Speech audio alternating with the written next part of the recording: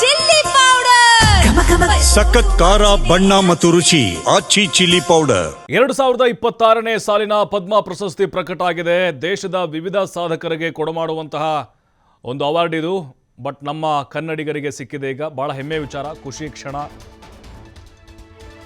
ಅದು ಅಪರೂಪದಂಥ ವ್ಯಕ್ತಿಯವರು, ಅಕ್ಷರ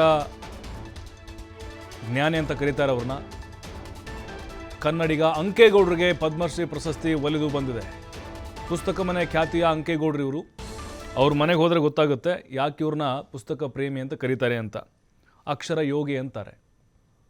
20 ಲಕ್ಷಕ್ಕಿಂತ ಹೆಚ್ಚು ಪುಸ್ತಕಗಳು ಇವ್ರ ಹತ್ರ ಇದ್ದಾವೆ. ರಾಶಿ ರಾಶಿ ಪುಸ್ತಕ ಇದ್ದಾವೆ. ಹಾಗಾಗಿ ಅವ್ರಿಗೆ ಸಂದಬೇಕಾದಂಥ ಗೌರವ ಆಯಿತು. ನೋಡಿ, ಅಂಕೇಗೌಡ ಜ್ಞಾನ ಪ್ರತಿಷ್ಠಾನ ಟ್ರಸ್ಟ್ ಅಂತ ಮಾಡ್ಕೊಂಡ್ಬಿಟ್ಟಿದ್ದಾರೆ. ಯಾವ ಪುಸ್ತಕ ನಿಮಗೆ ಬೇಕು ಹೇಳಿ, ಯಾವುದು ಹುಡುಕಿದ್ರೂ ಕೂಡ ಸಿಗುತ್ತಲ್ಲಿ. ಕನ್ನಡ, ತಮಿಳು, ತೆಲುಗು, ಹಿಂದಿ, ಮಲಯಾಳಿ, ಮಾಸಪತ್ರಿಕೆಗಳು, ದಿನಪತ್ರಿಕೆಗಳು ಮತ್ತು ನೂರಾರು ವರ್ಷ ಹಿಂದಿನ ಪತ್ರಿಕೆಗಳನ್ನು ಕೂಡ ಅವರು ಸಂಗ್ರಹ ಮಾಡಿದ್ದಾರೆ. ಬಸ್ ಕಂಡಕ್ಟರ್ ಆಗಿ ಕೆಲಸ ಮಾಡಿದ್ರು ಅಂಕೇಗೌಡರು. ಬಂದಂಥ ದುಡ್ಡನ್ನು ಅವರು ವೇಸ್ಟ್ ಮಾಡಲಿಲ್ಲ ಅಥವಾ ಹೊಸ ಮನೆ ತೆಗೆದುಕೊಳ್ಳಿಲ್ಲ. ಇರುವಂಥ ಒಂದು ಮನೆಯಲ್ಲಿ ಒಂದು ಸಣ್ಣ ಕೋಣೆಯನ್ನು ಮಾಡಿದರು ಆರಂಭದಲ್ಲಿ. ಅದಾದ ಮೇಲೆ ಇಡೀ ಮನೆಯನ್ನು ನೋಡಿ, ಪರಿಸ್ಥಿತಿ ಹೆಂಗಾಗಿತ್ತು ಅವ್ರಿಗೆ ಅಂತ ಹೇಳಿದ್ರೆ, ಪುಸ್ತಕ ಇಡಲಿಕ್ಕೆ ಮನೆ ಪೂರ್ತಿ ಜಾಗ, ಅವರು ಮಲಗಲಿಕ್ಕೆ ಇರ್ತಾ ಇರಲಿಲ್ಲ ಜಾಗ, ಹೊರಗಡೆ ಮಲ್ಕೊಂಡಿದ್ರಂಥವ್ರು. ಅಂಥ ಪುಸ್ತಕ ಪ್ರೇಮಿ ಅವ್ರಿಗೆ ಪದ್ಮಶ್ರೀ ಪ್ರಶಸ್ತಿ ಬಂದಿರೋದು ಕನ್ನಡಿಗರೆಲ್ಲರಿಗೂ ಕೂಡ, ನಮಗೆಲ್ಲರಿಗೂ ಕೂಡ ಬಹಳ ಖುಷಿಯನ್ನು ಕೊಡ್ತಾ ಇದೆ. ಮಂಡ್ಯದ ಪಾಂಡವಪುರ ತಾಲೂಕಿನ ಹರಳಹಳ್ಳಿಯವರು ಇವರು. ಅಲ್ಲೇ ಅವ್ರ ಮನೆಯನ್ನು ಪುಸ್ತಕ ಮನೆ ಅಂತಾಗಿ ಮಾರ್ಪಾಡು ಮಾಡಿಬಿಟ್ಟಿದ್ದಾರೆ. ನೋಡಿ, ನಮ್ಮಲ್ಲಿ ಶ್ರೀಮಂತರು ಇರ್ತಾರೆ, ದುಡ್ಡಿಗೆ ಅವ್ರ ಹತ್ರ ಕೊರತೆ ಇರೋದಿಲ್ಲ. ಆದರೆ ಇವರು ಯಾವುದಕ್ಕೂ ಇನ್ವೆಸ್ಟ್ ಮಾಡ್ತಾ ಇರ್ತಾರೆ. ಆದರೆ ಅಂಕೇಗೌಡರು ಹಂಗೆ ಮಾಡಲಿಲ್ಲ. ಅವ್ರ ಹತ್ರ ದುಡ್ಡಿದ್ರೂ ಕೂಡ ಎಲ್ಲವನ್ನೂ ಕೂಡ ಅವರು ಪುಸ್ತಕಕ್ಕೆ ಸುರಿದ್ರು. ಯಾರಾದರೂ PhD ಮಾಡಬೇಕಾ, ಸಾಹಿತ್ಯದ ಮೇಲೆ ಕೃಷಿ ಮಾಡಬೇಕಾ, ಇವ್ರ ಪುಸ್ತಕದ ಮನೆಗೆ ಹೋಗಿ ಎಲ್ಲ ತರಹದ ಪುಸ್ತಕಗಳನ್ನು ಕೂಡ ಅವರು ಸಂಗ್ರಹ ಮಾಡಿದ್ದಾರೆ. ಸಾಹಿತ್ಯಾಭಿಮಾನಿಗಳಿಗೂ ಕೂಡ ಅವರಿಗೆ ಪ್ರಶಸ್ತಿ ಬಂದಿರೋದು ಖುಷಿಯನ್ನು ಉಂಟು ಮಾಡ್ತಾ ಇದೆ. ನಿಜಕ್ಕೂ ಮಂಡ್ಯ ಜಿಲ್ಲೆ ಅಷ್ಟೇ ಅಲ್ಲ, ಇಡೀ ರಾಜ್ಯಕ್ಕೆ ಕೀರ್ತಿಯನ್ನು ತಂದಿದೆ ಪದ್ಮಶ್ರೀ. ಕೇಂದ್ರ ಸರ್ಕಾರ ಕೊಡಮಾಡುವಂತಹ ಅತ್ಯುನ್ನತ ಪ್ರಶಸ್ತಿಗಳಲ್ಲಿ ಇದು ಒಂದಾಗಿದೆ. ಭಾಳ ಕಾಳಜಿಯನ್ನು ವಹಿಸಿ ಆ ಪುಸ್ತಕವನ್ನು ನೋಡ್ಕೊಳ್ತಾ ಇದ್ದಾರೆ ಅವರು. ನೋಡಿ, ಅವ್ರ ಮನೆ ಇದು, ಸ್ವಂತ ಮನೆಯನ್ನೇ ಗ್ರಂಥಾಲಯವನ್ನಾಗಿ ಮಾಡಿಕೊಂಡಿದ್ದಾರೆ. ಭಾಳ ತ್ಯಾಗ ಮಾಡಿದ್ದಾರೆ ಅವರು. ಈ ಮಟ್ಟಕ್ಕೆ ಬರಬೇಕು ಅಂತ ಹೇಳಿದ್ರೆ ಅಷ್ಟು ಸುಲಭ ಇರಲಿಲ್ಲ. ಹಾಗಾಗಿ ಅವ್ರನ್ನ ಗುರುತಿಸಿ ಸರ್ಕಾರ ಅವ್ರಿಗೆ ಪದ್ಮಶ್ರೀ ಪ್ರಶಸ್ತಿಯನ್ನು ಕೊಡ್ತಾ ಇದೆ. ಅಂಕೇಗೌಡರಿಗೆ ಈ ಒಂದು ಪ್ರಶಸ್ತಿ ಲಭಿಸಿರೋದು ನಿಜಕ್ಕೂ ಕರ್ನಾಟಕದ ಕೀರ್ತಿ ಪತಾಕೆ ಹಾರಿಸಿದಂಗಾಗಿದೆ. ವಿವಿಧ ಕ್ಷೇತ್ರಗಳಲ್ಲಿ ಸಾಧನೆ ಮಾಡಿದಂಥವ್ರಿಗೆ ಕೊಡುವಂಥ ಗೌರವ ಇದು, ಪದ್ಮ ಗೌರವ. ಅಂಕೇಗೌಡರಿಗೆ ಈ ಹಿಂದೆ ರಾಜ್ಯ ಸರ್ಕಾರದಿಂದ ರಾಜ್ಯೋತ್ಸವ ಪ್ರಶಸ್ತಿ ಬಂದಿದೆ. ಹಲವು ಸಂಘ ಸಂಸ್ಥೆಗಳು ಕೂಡ ಅವ್ರನ್ನ ಕರೆದು ಸನ್ಮಾನ ಮಾಡಿದ್ದಾವೆ. ಆದರೆ ಇದು ಬರಬೇಕು ಅಂದರೆ ಗುರುತಿಸಬೇಕಿನ್ನೂ ಕೂಡ ಅವ್ರಿಗೆ ಅಂಥೇಳಿ ಒತ್ತಾಯಗಳಿತ್ತು. ಕೇಂದ್ರ ಸರ್ಕಾರದಿಂದ ಈಗ ಈ ಪ್ರಶಸ್ತಿ ಘೋಷಣೆಯಾಗಿರುವುದು ಮಂಡ್ಯ ಜಿಲ್ಲೆಗೆ ಮತ್ತಷ್ಟು ಕೀರ್ತಿಯನ್ನು ಹೆಚ್ಚಿಸ್ತಾ ಇದೆ. ಅಂಕೇಗೌಡರು ಕುಂತ್ರೂ ಪುಸ್ತಕ, ನಿಂತರೂ ಪುಸ್ತಕ, ಮಲಗಿದರೂ ಕೂಡ ಪುಸ್ತಕ. ಅವರ ಜ್ಞಾನ ಅವರ ಸಂಪತ್ತಾಗಿದೆ. ಅವರ ಸಾಹಿತ್ಯದ ಮೇಲಿನ ಆ ಒಂದು ಪ್ರೀತಿ, ಪುಸ್ತಕದ ಮೇಲಿನ ಅವರ ಕಾಳಜಿ ಈ ಒಂದು ಪ್ರಶಸ್ತಿ ಬರಲಿಕ್ಕೆ ಕಾರಣ ಆಯಿತು. ಒಂದು ರೀತಿ ಮ್ಯೂಸಿಯಂ ಥರ ಕಾಣಿಸುತ್ತೆ ನಮಗೆ. 20 ಲಕ್ಷಕ್ಕಿಂತ ಹೆಚ್ಚು ಪುಸ್ತಕ ಅಂತ ಹೇಳಿದ್ರೆ ಇಮ್ಯಾಜಿನ್ ಕೂಡ ಮಾಡ್ಕೊಳ್ಳೋಕ್ಕಾಗೋದಿಲ್ಲ.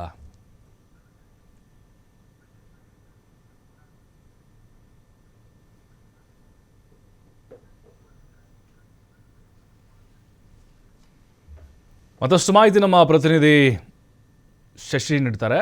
ಶಶಿಕುಮಾರ್, ನೋಡ್ತಾ ಇದ್ದೀವಿ, ನಿಜಕ್ಕೂ ಬಹಳ ಹೆಮ್ಮೆ ಪಡುವಂಥ ವಿಚಾರ ಇದು. ಅಂಕೇಗೌಡರು ಅಂದ ತಕ್ಷಣ ಬಹಳ ಅಪರೂಪದ ವ್ಯಕ್ತಿ ಅಂತ ಅನ್ನಿಸ್ತಾ ಇದೆ. ಸಾಕಷ್ಟು ಜನ ಇವ್ರ ಹೆಸರು ಕೂಡ ಕೇಳಿರಲಿಲ್ಲ. ಹಾಗಾಗಿ ಈಗ ಗೊತ್ತಾಗ್ತಾ ಇದೆ ಅವರ ಸಾಧನೆ, ಅವರ ಪುಸ್ತಕದ ಪ್ರೇಮ ಹೇಗಿತ್ತು ಅನ್ನೋದು.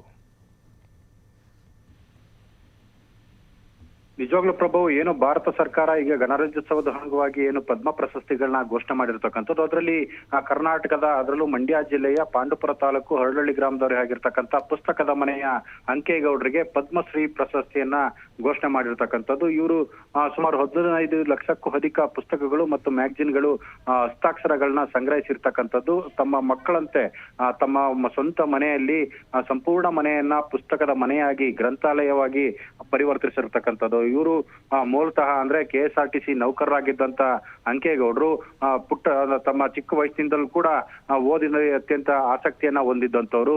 ಇವರು ತಮ್ಮ ಪುಸ್ತಕಗಳನ್ನ ಸಂಗ್ರಹಿಸುವಂತದ್ದು ಕರಗತ ಮಾಡಿಕೊಂಡು ತಮ್ಮ ಹಳೆ ಕಾಲದ ಪುಸ್ತಕಗಳೇನಿದ್ದಾವೆ ಎಲ್ಲವನ್ನು ಕೂಡ ಸಾಕಷ್ಟು ಒಂದು 15 ಲಕ್ಷಕ್ಕೂ ಅಧಿಕ ಪುಸ್ತಕಗಳನ್ನ ಸಂಗ್ರಹಿಸಿ ಅದನ್ನ ಸಂರಕ್ಷಿಸುವ ನಿಟ್ಟಿನಲ್ಲಿ ಸಾಕಷ್ಟು ಶ್ರಮವನ್ನು ವಹಿಸಿರ್ತಕ್ಕಂಥದ್ದು.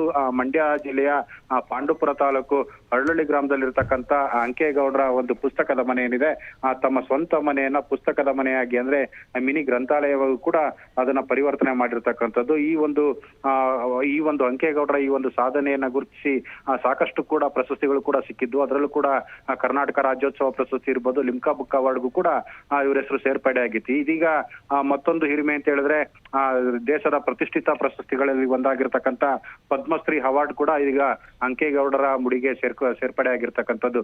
ಇವರ ಒಂದು ಅಪರೂಪದ ಈ ಒಂದು ಸಾಧನೆಗೆ ಸಾಕಷ್ಟು ಈ ಒಂದು ಪ್ರಶಸ್ತಿಯನ್ನ ಸಿಕ್ಕಿರೋ ಹಿನ್ನೆಲೆಯಲ್ಲಿ ಇಡೀ ಮಂಡ್ಯ ಜಿಲ್ಲೆ ಮಾತ್ರವಲ್ಲ, ಇಡೀ ಕರ್ನಾಟಕದ, ಅದರಲ್ಲೂ ಕೂಡ ಸಾಹಿತ್ಯ ಕ್ಷೇತ್ರಕ್ಕೆ ನೀಡಿರತಕ್ಕಂತ ಒಂದು ಸಾಕಷ್ಟು ಒಂದು ಹಿರಿಮೆ ಅಂತಾನು ಹೇಳ್ಬೋದು. ಈ ಒಂದು ಸಾಧನೆಗೆ, ಇವರ ಸಾಧನೆಗೆ, ಅದರಲ್ಲೂ ಕೂಡ ಓದುವಂತ ಹವ್ಯಾಸಿ ಏನು ವಿದ್ಯಾರ್ಥಿಗಳಿರ್ಬೋದು ಅಥವಾ ಸಾಹಿತ್ಯಾಸಕ್ತರು ಇರ್ಬೋದು, ಇನ್ನು ಇತರ ವಿಚಾರವನ್ನ ಏನು PhD ಮಾಡುವಂತವ್ರಿಗೆ ಈ ಒಂದು ಪುಸ್ತಕಗಳು ಸಾಕಷ್ಟು ಒಂದು ಉಪಯುಕ್ತವಾಗಿರ್ತಕ್ಕಂಥದ್ದು.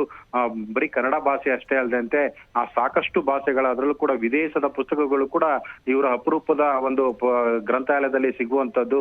ಅದರಲ್ಲೂ ಕೂಡ ರಾಮಾಯಣ ಇರಬಹುದು, ಹೀಗೆ ಸಾಕಷ್ಟು ಹಿರಿಮೆ ಇವರ ಸಾಕಷ್ಟು ಪುಸ್ತಕಗಳು ಇವರ ಗ್ರಂಥಾಲಯದಲ್ಲಿ ಇರ್ತಕ್ಕಂಥದ್ದು. ಅಷ್ಟೇ ಅಲ್ಲ, ಹಳೆ ಕಾಲದ ನಾಣ್ಯಗಳು, ಮ್ಯಾಗಜಿನ್ಗಳು ಕೂಡ ಇವರ ಗ್ರಂಥಾಲಯದಲ್ಲಿ ಇರ್ತಕ್ಕಂಥದ್ದು. ತಮ್ಮ ಮಕ್ಕಳನ್ನ ಯಾವ ರೀತಿ ಪೋಷಣೆ ಮಾಡ್ತಾರೆ ಅದೇ ರೀತಿನಲ್ಲೂ ಕೂಡ ಇವರು ಆ ಪುಸ್ತಕಗಳನ್ನೇ ತಮ್ಮ ದೇವರು ಅಂತೇಳಿ, ತಮ್ಮ ವೃತ್ತಿಯನ್ನು ಅವನ್ನ ರಕ್ಷಣೆ ಮಾಡದೆ ತಮ್ಮ ವೃತ್ತಿ ಅಂತೇಳಿ ತಿಳಿದು ಇದೀಗ ಪುಸ್ತಕಗಳ ರಕ್ಷಣೆಗೂ ಕೂಡ ಮುಂದಾಗಿರ್ತಕ್ಕಂಥ ಅಂಕೇಗೌಡರಿಗೆ ಈ ಒಂದು ಪ್ರಶಸ್ತಿ ಸಿಕ್ಕಿರ್ತಕ್ಕಂಥ ನಿಜವಾಗ್ಲೂ ಕೂಡ ಮಂಡ್ಯ ಜಿಲ್ಲೆಗೆ ಅಷ್ಟೇ ಅಲ್ಲ, ಇಡೀ ರಾಜ್ಯಕ್ಕೆ ಸಂದಂತ ಗೌರವ ಅಂತಾನು ಕೂಡ ಹೇಳಲಾಗ್ತಾ ಇರ್ತಕ್ಕಂಥದ್ದು. ಪ್ರಭು, ಥ್ಯಾಂಕ್ ಯು ಶಶಿ ಮಾಹಿತಿಗಾಗಿ.